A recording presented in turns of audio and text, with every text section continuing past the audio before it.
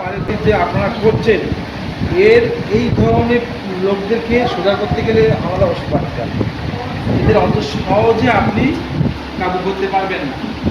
এদের জন্য আপনি যথেষ্ট কম বেশি খেটেছেন, করেছেন, কাজ করেছেন, বহু জায়গায় কম বেশি তদবি তাগদা করেছেন, কিন্তু আসল মূলত এই কিছুদিন হয়তো ভালো থাকতে, অল্প কিছুদিন, তারপর আবার আস্তে আস্তে আবার যাচ্ছে।